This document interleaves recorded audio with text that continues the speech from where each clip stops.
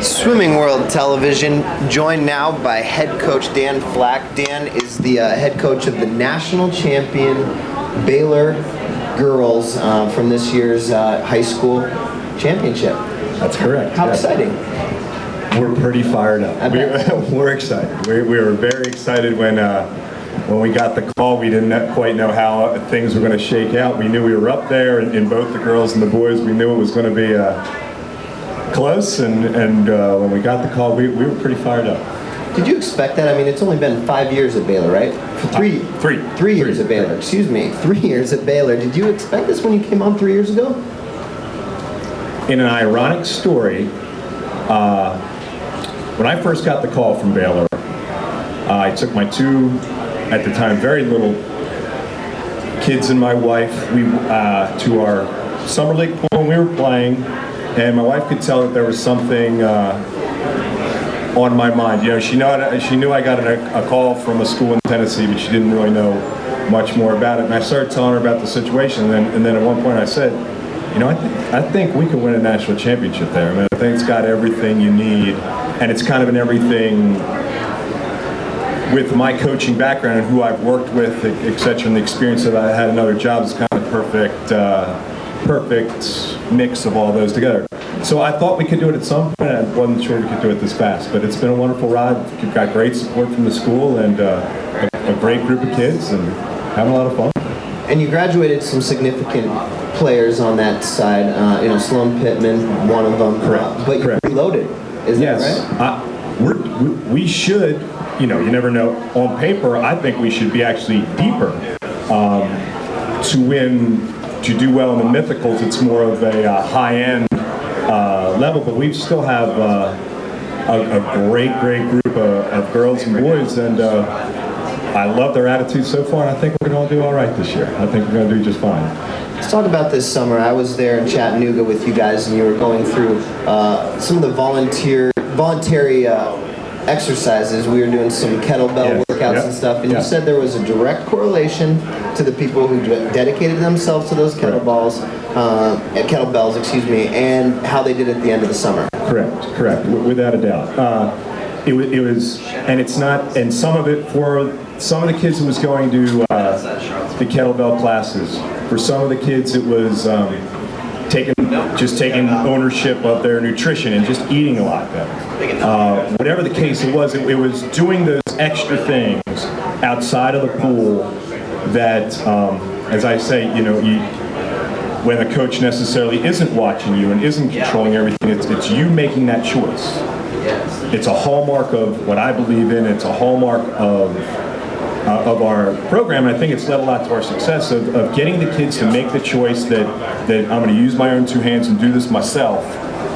Because ultimately, when the gun goes up, you got to make the choices in the race. You know, am I going to go now? Am I going to let this guy or girl beat me? You know, what's going to happen here? And there was a direct corollary.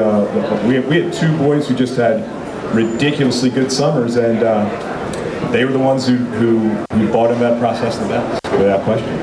Taking ownership is something that's tough to judge because it's a sport where you can hide in a practice, and a lot of times you're doing sets where you're focusing on intensity, and you can fake it. It's not like it's a tough send-off or something like that. How do you know when a swimmer is bought in? The questions you get from them away from the pool, when they start asking and seeing.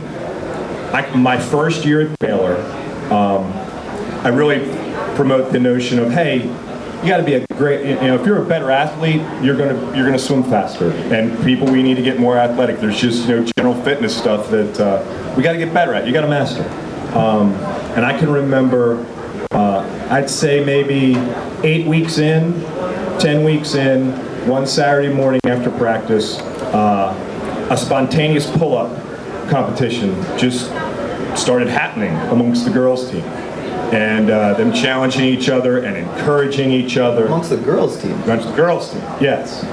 And that's when I kind of elbowed my assistant coaches, and I'm like, all right, we're on the right track here. And it was funny, we had our first dry land session, and we've got some new kids in the program, some younger ones who have come up and moved up into the group. We had our first major morning dry land session this past Wednesday. And I thought they did a very good job working it, but I was like, guys, it was too quiet in here.